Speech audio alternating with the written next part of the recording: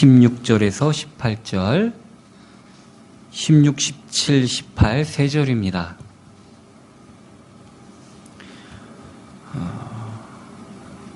다 같이 한 목소리로 합독하시겠습니다. 그러므로 우리가 낙심하지 아니하노니 우리의 겉사람은 낡아지나 우리의 속사람은 날로 새로워지도다.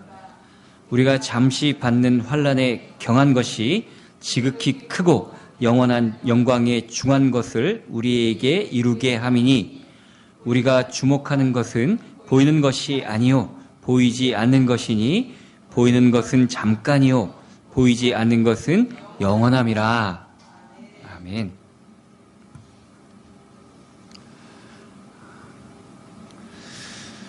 참 반대로 사는 경우가 많습니다.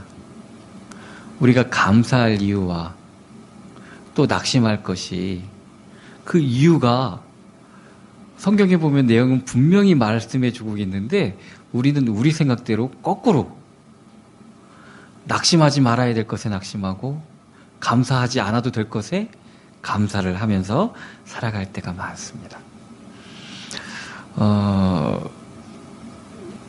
거의 일주일에 한 번, 지금 코로나 때문에 목요일 날마다 우리 목요 모임을 하지를 않아서 목요일 날은 신학교 수업도 없고 또 예배도 없고 그래서 다른 목사님들은 거의 대부분 월요일 날이 쉬는 날인데 제가 군대에서도 군종부에 있었는데 군종들도 다른 날은 못 쉬니까 토요일 주일 날은 못 쉬니까 군인임에도 불구하고 월요일이 휴무였습니다. 군종병과는. 근데 우리는 그럴 수가 없죠. 월요일 날, 화요일 날은 또 신학교가 있기 때문에 그럴 수가 없어서 목요일 날 거의 쉬는 날이었습니다. 그럼 목요일 날 무엇을 제일 많이 하는가? 우리가 시골에서 처음 목회했던 거기를 자꾸 갑니다. 왠지.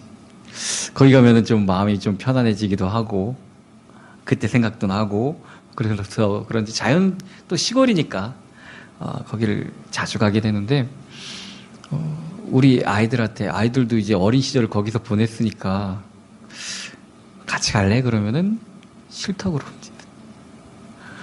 뭐, 재미도 없죠. 그 무슨 시골이 뭐가 재밌겠습니까? 그리고 그때의 뭐 생각은 나도 뭐 그게 그렇게 아련하게 생각되어지고 그러지도 않죠. 아이들 때는. 나이가 들수록 그런 겁니다. 옛날 생각나는 거는.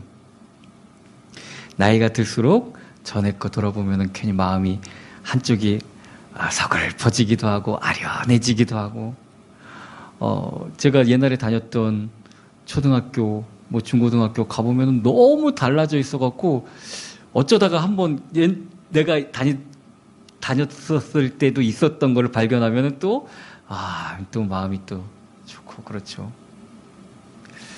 어린 시절 학교 빈 운동장에 비가 갑자기 떨어지면은 이 나무 속에 이제 있다가 운동화에 떨어지는 빗방울을 보고 뭐 그랬던 생각들 가끔 나고 이게 유년 시절의 기행이라는 그런 노래 가사 말인데 그지 아련해지고 그런 것이 그런 마음이 있습니다. 그리고 또 새로운 거 나이 들수록 잘 못 받아들이죠. 뭐 이게 더 좋아요 막 그런 아유 됐어 하던 대로 하지 뭐 그죠? 새로 언제 그걸 또 배워서 언제 또 하나 그렇게 점점 돼 가는 겁니다. 이런 마음이 드는 것이 뭐냐면은 이 세월을 보다 마음이 그 세월을 못 쫓아가서 그렇습니다. 그 당시에 머물러 있어요. 그러니까 그때가 좋은 것 같고 뭐 애들한테 맨날 막 야 나 때는 말이야. 그럼 애들은 아유 꼰대 같으니라고 그러죠. 그 생각과 마음이 거기에 머물러 있기 때문에 그런 겁니다. 그 생각의 중심에는 뭐가 있냐면은 그때가 좋았지. 그때가 좋았지 하는 마음이 있기 때문에 그런 것입니다. 과연 그때가 좋았을까요? 오늘 이 고린도 전후서의 말씀은 사도 바울이 브리스길라와 아굴라 부부와 더불어 세운 교회가 고린도 교회입니다. 이 고린도 교회는 굉장히 상업의 중심지였던 그런 교회입니다. 사람들 박짝박짝하고 막 유흥가들 굉장히 많고 우상 섬기는 것도 많고 그랬던 도시입니다. 상업의 중심지였기 때문에. 여기서 사도 바울이 말씀을 전하고 막 그럴 때 막 성령의 불같은 역사가 나타나지기 시작했고 기적과 이적도 많이 나타나게 되었습니다. 그래서 교회가 굉장히 부흥하고 또 남들 보기에 고린도 교회 하면 큰 교회 이렇게 보일 정도로 부흥한 교회가 되었는데 이 사람들이 교회에 와서는 하나님 말씀대로 잘 따르고 철야 기도도 열심히 하고 막 방언하고 막 난리가 났는데 밖에 나가서는 고린도전서 읽어보면 아시겠죠? 여전히 음란하고 그런 생활을 병행해서 합니다. 사도 바울이 이제 떠나니까 막 파벌도 나타나기 시작합니다. 이런 것들 때문에 사도 바울이 이제 편지로서 그들의 신앙을 올바르게 세워주기 위해서 보낸 게 고린도 전후서인데 고린도 후서는 그 중에서도 이제 교회에 핍박이 시작되기 시작하니까 그렇게 감사하고 모이면 난리 나던 사람들이 어려움이 갑자기 오니까 마음에 근심이 막 쌓이기 시작하고 예수 믿으니까 잡혀가네. 예수 믿으니까 막 큰일 나는 것 같은데 이걸 어떻게 해야 되지? 어떻게 해야 되지? 그러니까 오늘 본문 말씀처럼 우리가 주목하는 것은 보이는 것이 아니요 보이지 않는 것이니 보이는 것은 잠깐이요 보이지 않는 것은 영원합니다. 니들이 예수 믿을 때 뭘 보고 믿은 거야 도대체가? 잠깐 눈에 보이는 그런 것 때문에 예수님 믿는 거야? 그거 아니잖아. 우리가 주목해서 볼 것이 무엇인지 깨달아야 된다는 그런 내용입니다. 자, 우리의 육신은 믿을 것이 없습니다. 점점 기억력이 저는 진짜 삼국지에 나오는 그 주인공들 200몇 명 다 알던 사람인데 이제 누군지는 알겠는데 이름이 딱딱 떠오르지는 않습니다. 점점 믿을 만한 것이 내 육체에 없다는 것을 깨닫게 됩니다. 누구나 다 그렇죠? 누구나 다 그렇습니다. 이 사람은 믿음의 대상이 아니라 사랑하는 대상이라는 것이 다른 사람에게만 해당되는 얘기가 아니라 나에게도 해당되는 얘기입니다. 근데 희한하게 자기는 계속 멀쩡할 줄 알고 나를 믿으라고 하고 나는 그런 사람 아니야. 그런 사람 아니긴 뭔 그런 사람 아니야. 자기를 믿지 마십시오. 나는 믿음의 대상이 아닙니다. 다른 사람들도 마찬가지고 나도 믿음의 대상이 아닙니다. 그래서 그 없어지고 믿지 못할 그 육신 때문에 감사하고 자랑하고 이게 얼마나 어리석은 일인지 다시 얘기해 주고 있는 것입니다. 16절 그러므로 우리가 낙심하지 아니하노니 우리의 겉사람은 낡아지나. 우리가 늙는다고 낙심할 필요가 없다는 겁니다. 우리가 기억력 떨어진다고 낙심할 필요도 없습니다. 그것으로 낙심해야 될 것이 아니라 날마다 더 감사할 이유는 우리의 속사람이 날마다 강건해져 가고 있으면 된다는 얘기입니다. 반대로 뒤집으면은 내 속사람이 자라고 있지 않는 것에 우리가 낙심해야 됩니다. 거울 보니까 막 주름살 들었네. 거울 보니까 막 피부가 옛날에는 내가 포송포송하고 그랬는데 이게 낙심할 이유가 아니라 성경 말씀에 나의 속사람을 한번 비춰보시기 바랍니다.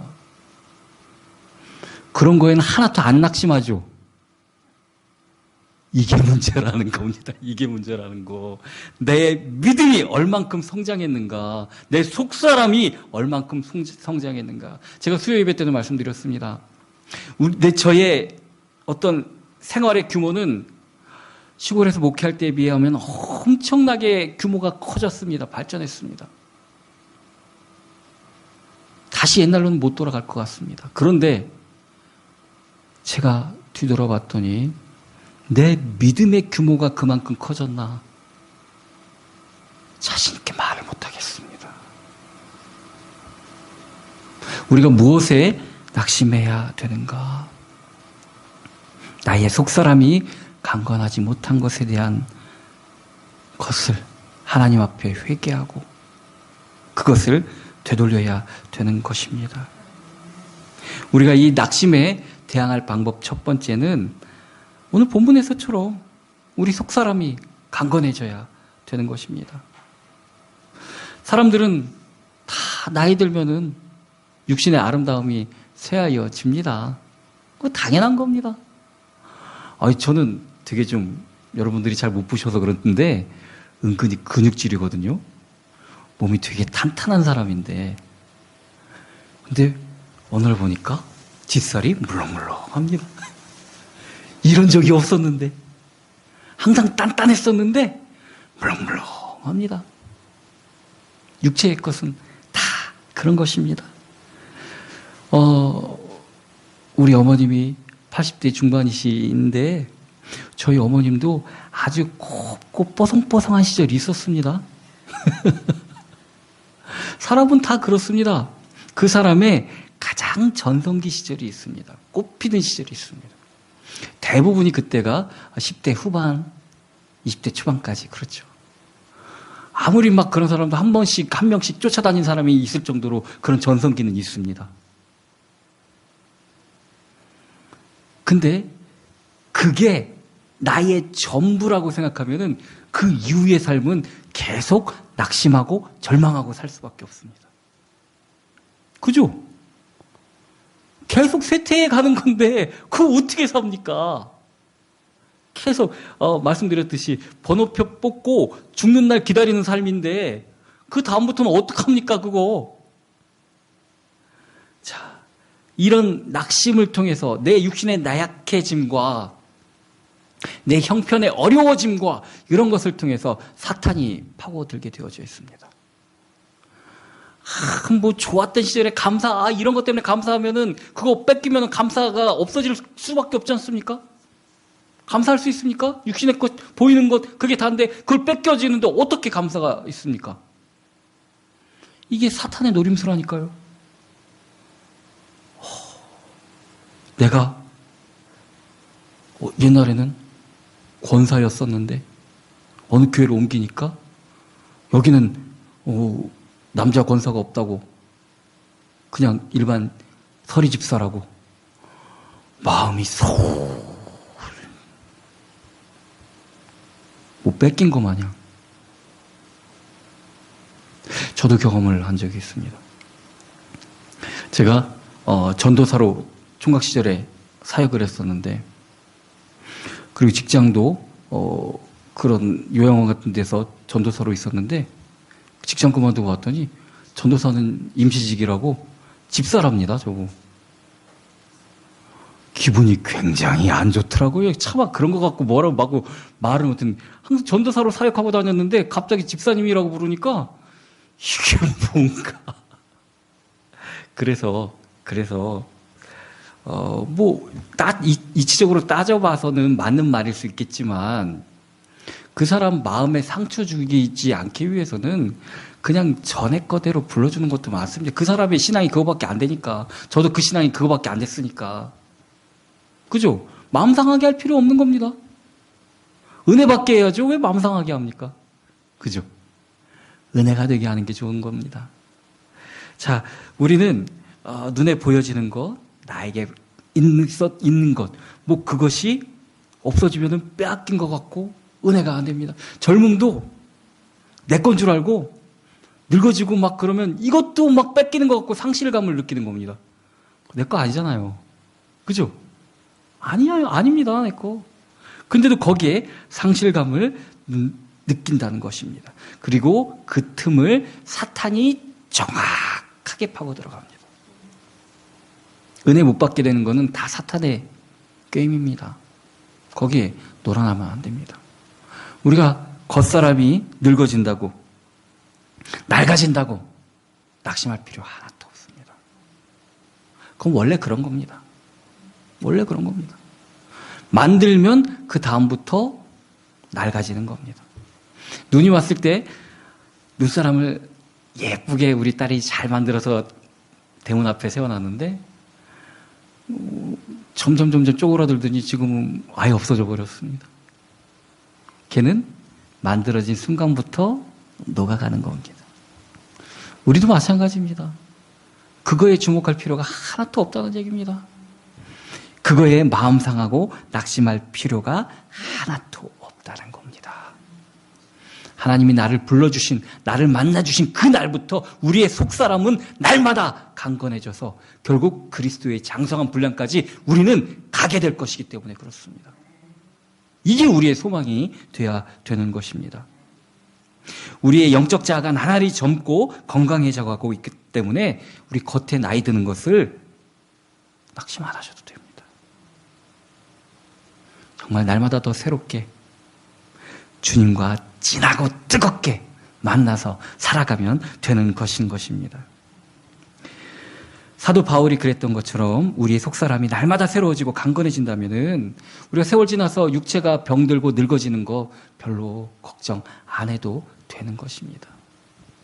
이 육신은 하나님 앞에 나아갈 때 자꾸 걸림돌이 되기 때문에 우리가 건강해져야 되는데 건강해져야 될 이유가 뭐냐면은 세상 것 잘 즐기기 위해서 건강해지려고 하는 게 아니라 건강하게 육신도 유지를 시켜줄 이유가 있는 게 우리가 기도하고 예배하고 주님 앞에 나아가는데 육신이 방해가 되지 않게 하기 위해서입니다. 그것이 내가 건강해야 될 이유입니다. 지가 건강하고 그런 하나님이 건강해줘야만 될 그런 이유를 잘 못 찾고, 암 걸리고 그랬다가 낫다고 자랑만 하면서 그 나은 몸 갖고 이상한 짓 하는 사람들 많이 있잖아요. 그럼 왜 건강한 겁니까 도대체가? 건강할 이유가 뭐가 있는 겁니까? 건강해야 될 이유를 분명히 또 찾아야 되는 것입니다. 우리 육신이 강건할 때 이 속사람의 강건함을 받쳐줄 수가 있기 때문에 그런 겁니다. 속사람이 강건한 것을. 그래서 갈렙이 언약을 받은 이후로 40년이 지나서 이제 가나안 땅에서도 여호수아 앞에 이 산지를 내게 주소서. 그날에 나에게 약속하던 때랑 똑같이 나는 육신도 강건합니다. 그 속사람이 그 언약을 따를 마음에 그 언약의 마음의 준비가 되어져 있기 때문에 육신도 따라서 강건해진 거라고 말할 수밖에 없는 거예요. 무엇이 문제인지 무엇이 먼저인지 분명히 깨달아야 할 것입니다. 우리의 속사람이 강건해지는 방법은 무엇일까요?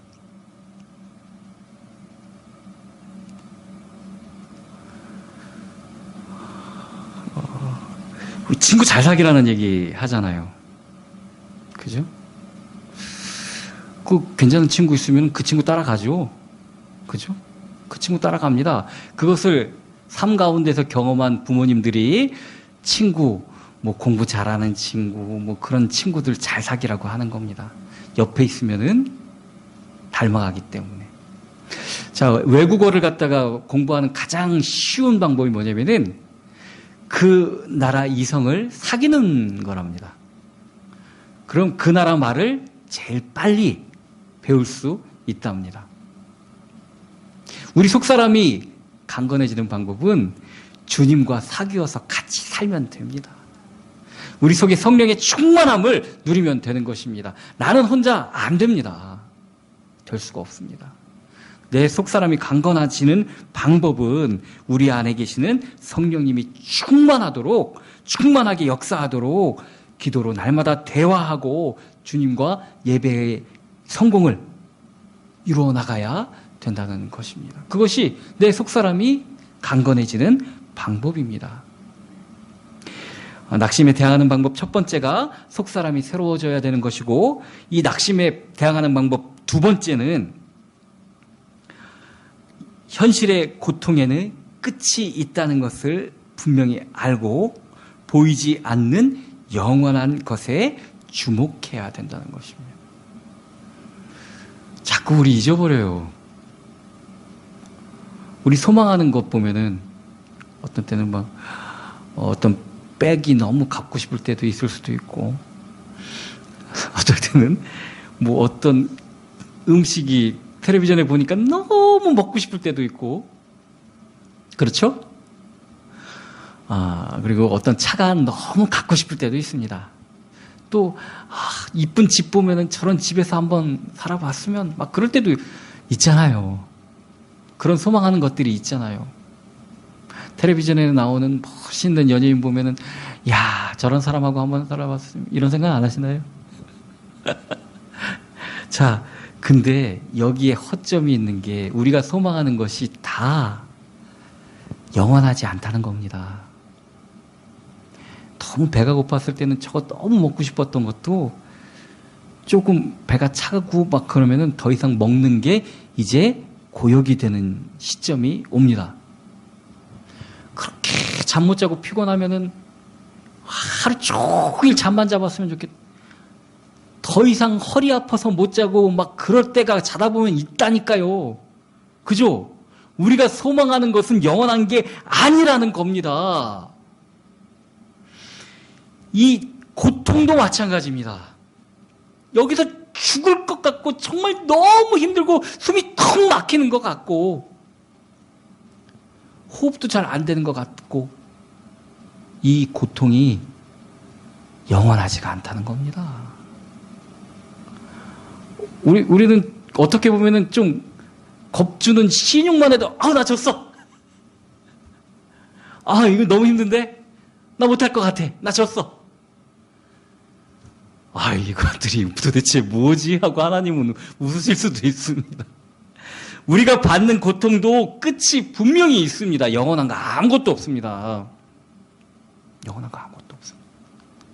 사도 바울은 갇힌 중에도 이것을 알고 있었기 때문에 담대하게 이런 말씀을 증거할 수 있었다는 것입니다. 살아가면서 낙심하는 이유, 삶이 내 마음대로 되지 않습니다. 그죠? 지금 여러분들을 정의할 수 있는 그 모습으로 여러분들이 원해서 거기까지 오신 분 한번 손 들어 보십시오. 옛날에 태어나신 분, 여자분들 대부분 여자로 태어나는 거 원하지 않으셨을걸요? 그쵸?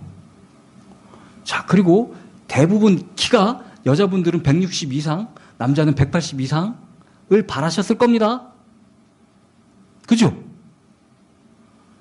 전 머리 크기가 좀 작았었으면 하는 그런 생각을 많이 했습니다. 자, 삶이 원래 내 마음대로 안 됩니다. 원래 내 마음대로 되는 거 아닙니다. 근데도 불구하고 내 마음대로 안 된다고 불평불만이 생기고 내 마음대로 안 된다고 막 하나님에 대한 원망도 살짝 올라오려고 그러고 뭐는 지 마음대로 됩니까 도대체가. 우리가 이런 것 때문에도 낙심할 게 아무것도 없습니다. 재벌이 되는 가장 쉬운 방법은 재벌의 자식으로 태어나는 겁니다. 안 되죠? 이건 내 마음대로 안 되는 거 아닙니까? 그죠? 내 마음대로 안 되는 겁니다. 그거 바라보고 낙심할 이유가 아무것도 없다는 얘기입니다. 이런 불만 같은 것들이 내 안에 들어오면은 자꾸 내 믿음까지 흔들어 놓습니다.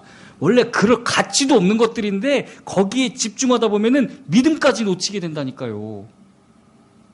그래서 17절의 사도 바울은 우리가 잠시 받는 환난에 경한 가벼운 것이 지극히 크고 영원한 영광의 무거운 것을 우리에게 이루려 함이라. 우리가 받는 조금의 환난과 우리가 받는 조금의 어려움과 우리가 당할 수 있는 조금의 멸시함이 나중에 우리에게 주시는 그 어마어마한 영광의 크고 무거운 것을 주시기 위한 방편이라는 겁니다.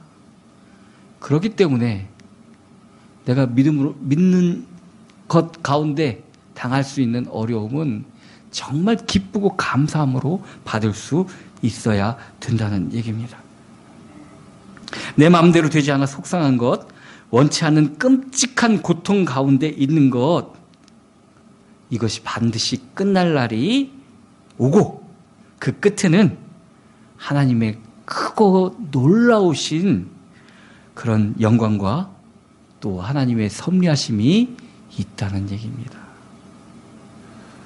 지난번에 제가 예화 드린 그 예화에서처럼 아프리카 선교사에서 40년 동안 봉사하고 오신 분이 루즈벨트 대통령과 같은 배를 타고 왔는데 그 뉴욕항에서 정말 많은 사람들이 대통령을 환호하고 그럴 때 40년 동안 아프리카에서 선교사로 헌신하고 온 사람, 마중 나온 사람이 아무도 없는 것을 보고 마음이 서글펐을 때 하나님이 그 마음속에 위로를 주신 말씀처럼 여기는 네 본향이 아니야.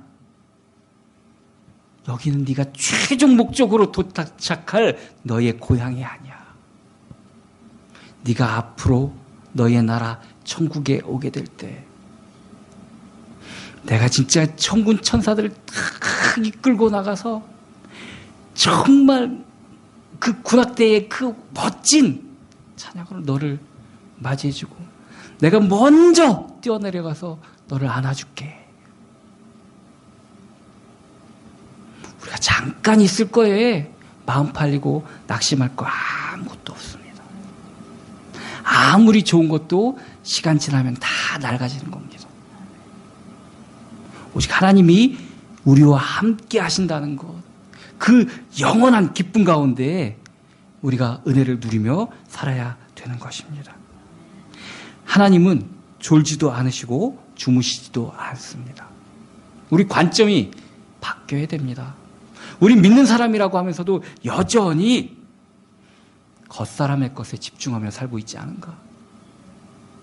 이거 다 늙어지고 쓸모없는 건데 뭘 그거에 자꾸 집중하고 삽니까? 우리 속사람에 집중하고 살아야 되는 것입니다. 감사와 행복을 온전히 지키기 위해서는 내가 지금 혼자 가는 것이 아니라 주님과 함께 가고 있다는 것을 늘 잊지 말아야 됩니다. 내가 자꾸 믿음도 막 떨어지는 것 같고 막 낙심도 되고 막 불신앙이 찾아오고 그런 시절은 어느 시점입니까? 하나님이 내 기도를 들어주시지 않는 것 같고 하나님이 나와 함께 계시지 않는 것 같이 느껴질 때 그런 것 아닙니까? 그런데 하나님은 그런 적이 없으시답니다. 내가 자꾸 왜 잘 삐지는 사람들을 보면은 이유도 없이 자기 혼자 삐지잖아요. 우리가 하나님한테 그러고 있다는 겁니다. 하나님은 우리를 떠난 적이 없으시답니다. 심각한 문제죠. 그 성격에 문제 있는 겁니다. 자꾸 혼자 삐지는 거. 하나님은 우리를 떠난 적이 없으십니다. 우리를 사랑하지 않은 적도 없습니다. 하나님은 나 혼자 걷는 줄 알았는데 나를 꼭 붙잡아 인도하시고 어려울 때는 나를 업고 걸어가십니다. 정말 사막 같은 그런 시간 속에서 행복한 일도 없고 웃을 일도 없는 것 같은 그런 힘든 환경 가운데 있다 할지라도 하나님의 말씀이 나에게 단비같이 내려지고 오아시스같이 나에게 평안과 안식이 되어줄 수 있다는 것입니다. 생수와 같은 하나님의 말씀을 만나고 삶 가운데 뜻하지 않은 주님께서 주시는 기쁨을 누릴 수 있는 것, 이게 신앙인의 삶이라는 것입니다. 낡아질 겉모습에 집중하고 속상해하기보다 정말 속사람이 강건해져서 예수님을 닮아가고 잠시 머무를 뿐인 이 세상이 영원하지 않다는 것을 깨닫고 거기에 얽매이지 말고 정말 비교할 수 없는 영광인 그 나라를 사모하며 그리스도인의 긍지를 가지고 살아가는 저와 여러분이 되기를 예수 그리스도의 이름으로 축원합니다. 사랑의 하나님 감사드립니다.